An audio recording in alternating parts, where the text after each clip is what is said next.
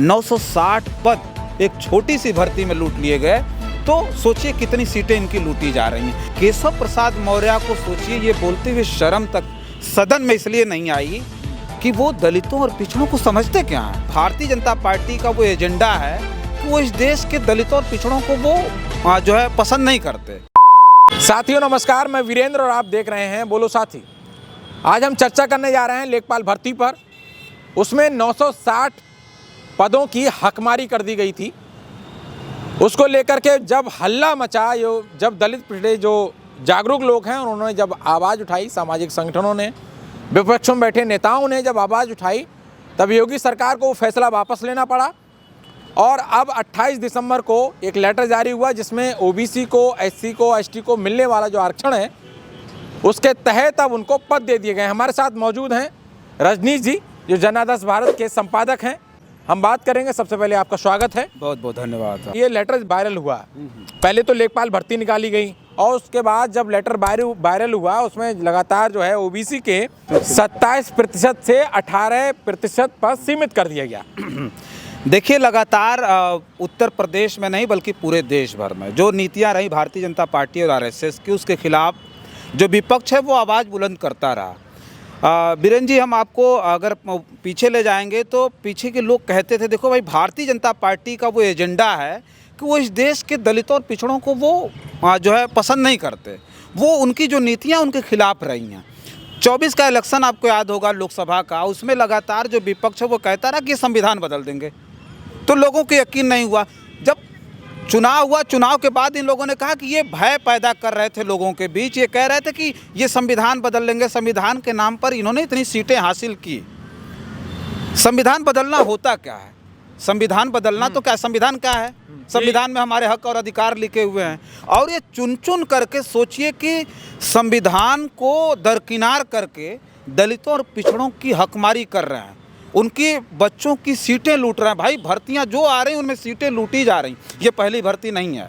इससे पहले भी जो हक लूटे गए ओबीसी के, आज तक कई वर्षों से उत्तर प्रदेश में बच्चे आंदोलन कर रहे हैं। 69,000 भर्ती, 69,000 भर्ती वाले में जो बच्चे हैं वो लगातार जो है प्रदर्शन कर रहे हैं, अपना हक मांग रहे हैं। लेकिन सुनने वाला उनका कौन है?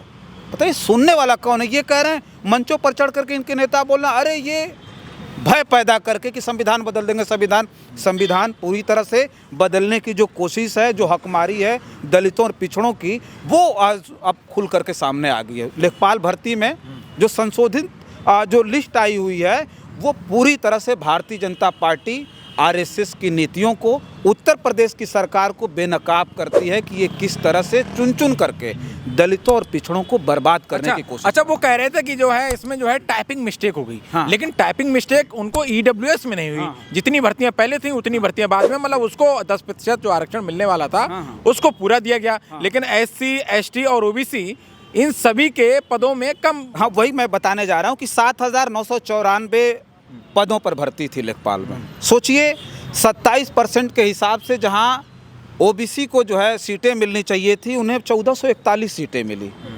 1441 सीटें उस वक्त मिली तो बवाल मच गया। लोगों ने कहा, अरे ये क्या है? हमारा आरक्षण संविधान में 27% है और हमको 18% दे रहे हो। हाँ। उसके साथ साथ जो एससी की जो सीटें थीं वो 1446 थी। इनको 22% आरक्षण है ना एससी को। दोनों।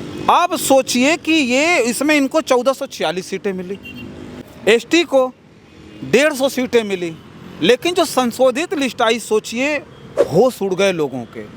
अखिलेश यादव ने जो ट्वीट किया था उसमें साफ तौर पर अखिलेश यादव ने जो लिखा, अखिलेश यादव को मैं इसलिए कोट कर रहा हूं कि अखिलेश यादव ने बड़ी मुखरता से ये आवाज़ उठाई। और अखिलेश यादव ने ट्वीट करके जो लिखा उसमें उन्होंने साफ लिखा है, अगर मैं पढ़ के बताऊं, कि भाजपा ओबीसी के लिए संविधान द्वारा निश्चित 27% आरक्षण में से 1/3 आरक्षण को नकार कर अपना असली संविधान आरक्षण विरोधी चेहरा दिखा रही है।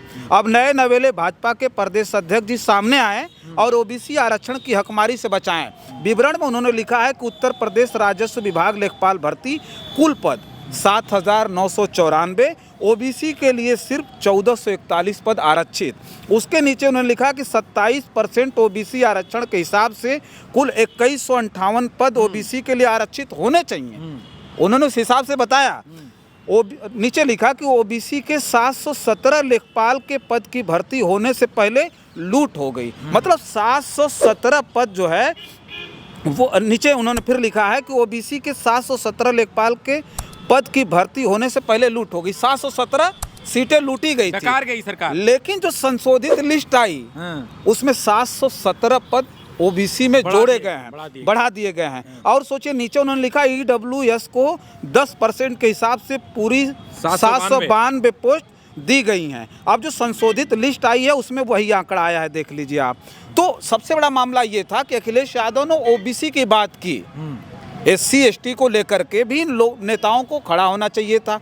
प्रमुख विपक्षी दल अखिलेश यादव भले हो, समाजवादी पार्टी भले हो, लेकिन मायावती को भी बोलना चाहिए था एससी के लिए। हाँ, बिल्कुल बोलना चाहिए था। चंद्रशेखर आजाद को बोलना चाहिए था, लेकिन इन लोगों ने नहीं बोला। अब सोचिए अखिलेश यादव के आवाज उठाने के बाद जो सीटों की हकमारी हुई थी, वो भी जल्दी जल्दी बता दें कि 1446 सीटें एससी की थी। हाँ। 233 सीटों का घोटाला इनके में हुआ था, दलितों का हुआ था। फिर सोचिए एसटी में 150 सीटें केवल थी, अब बढ़ा करके 160 कर दिया, 10 सीटें यहाँ भी मारी गई थी। और टोटल सीटों का छोटी सी भर्ती आई थी जहाँ कुल 7,994 पद थे, उसमें 960 सीटों का घोटाला हुआ था। 960 सीटों का। लोग कह रहे हैं कि ये 960 सीटें जो थी ये दलितों पिछड़ों से छीन करके ये किन्हें दिया जाता, ईडब्ल्यूएस को पूरी तरह से भर्ती दी जाती। अब अगर मिस्टेक हुआ था, बीरेन जी आपने सही कहा कि अगर ये मिस्टेक हुआ था तो 792 सीटें ईडब्ल्यूएस को पहले भी दी गई थी, संशोधित लिस्ट में भी 792 आया है। यानी इस देश में, इस प्रदेश में दलितों पिछड़ों के खिलाफ पूरी तरह से साजिश चल रही है। पूरी साजिश दलितों और पिछड़ों के खिलाफ हो रही है। अरे इतने इतने बड़े नेता बैठे हैं, अनुप्रिया पटेल हैं, संजय निषाद हैं, और अनुप्रिया पटेल के खुद जो है पति भी उसी में हैं, और अब पंकज चौधरी प्रदेश अध्यक्ष बन गए हैं। ये तो कह रहे हैं कि हम दलित पिछड़ों का बहुत हक की बात कर रहे हैं। नहीं, ये लेटर अब साबित करता है, ये जो लेटर आया है, संशोधित जो सूची आई है, ये साबित करती है कि भारतीय जनता पार्टी आपको बड़ा नेता बनाने में कोई कोर कसर नहीं छोड़ेगी। पद चाहिए प्रदेश अध्यक्ष का, प्रदेश अध्यक्ष बन जाओ। कहीं अगर संघ से जुड़े हो तो तुम मुख्यमंत्री किसी प्रदेश का बन जाओ, बड़े मिनिस्टर पद ले लो, लेकिन हक की बात ना करो। अपनी आने वाली जो पीढ़ियां हैं उसे किससे बचाएंगे भाई आप? आपकी पूरी पीढ़ियां, मैं कह रहा हूं एक व्यक्ति को ताकतवर कर दीजिए और उसके पीछे खड़े हजारों लोगों को बर्बाद कर दीजिए, तो कमजोर हुए कि ताकतवर हो गए? कमजोर हो गए। तो हमारी जो पीढ़ियां हैं वो कमजोर हो रही हैं। देखिए हम लोग इसलिए बोल रहे हैं, केशव प्रसाद मौर्य देखते हो सुबह उठ के ही एकदम जो है विपक्ष पे हावी हो जाते हैं। केशव प्रसाद मौर्य का इस बार सदन में देखा गया, विपक्ष पे चौड़े हो गए एकदम। लेकिन केशव प्रसाद मौर्य को सोचिए, ये बोलते हुए शर्म तक सदन में इसलिए नहीं आई कि वो दलितों और पिछड़ों को समझते क्या हैं। इस देश का दलित और पिछड़ा इतना बेवकूफ़ नहीं है कि आप कुछ भी बोलिए और खड़ा हो जाएगा। बताइए 69,000 भर्ती में कौन से बच्चे थे, पिछड़े थे? ओम प्रकाश राजभर ने एक लेटर लिखा था इसी मामले में, अखिलेश यादव ने विरोध किया, अखिलेश यादव ने ट्वीट किया, और ये सब सारी चीज़ें बदलने वाली थी।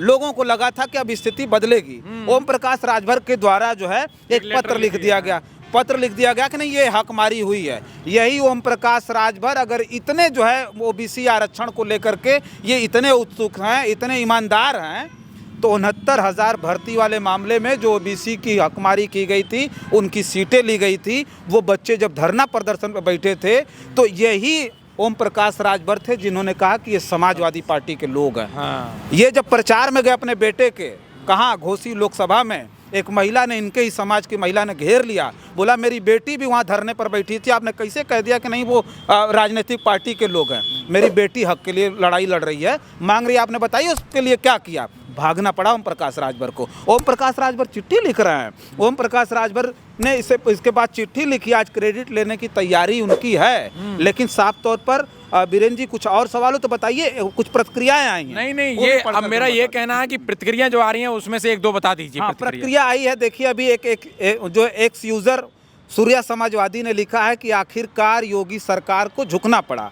लेखपाल भर्ती में योगी सरकार ने पिछड़ों के 717 पद लूट लिए थे, जिसका अखिलेश जी ने खूब विरोध किया। अब लूटे गए 717 पद वापस कर दिए। शुक्रिया अखिलेश जी। उसके साथ साथ एक और एक्स यूज़र जो है एक महिला एक्स यूज़र ने लिखा है, अर्चना पटेल ने लिखा है कि करो जमकर तैयारी, अब लेखपाल संशोधित विज्ञापन हो गया जारी। लेटर जो है उन्होंने पोस्ट किया है। एक और जल्दी से मैं जो है प्रतिक्रिया पढ़ देता हूं। एक विनय कुमार बेरोजगार एक एक्स यूजर ने साफ तौर पे नाम के आगे बेरोजगार भी लिख दिया, बेरोजगार लिखा है कि विनय कुमार ने लिखा है, वही लेटर पोस्ट किया और उसमें लिखा है कि विरोध के बाद लेखपाल भर्ती का संशोधित नोटिफिकेशन जारी होना साफ दर्शाता है कि कई भर्तियों में आरक्षण घोटाला हुआ है।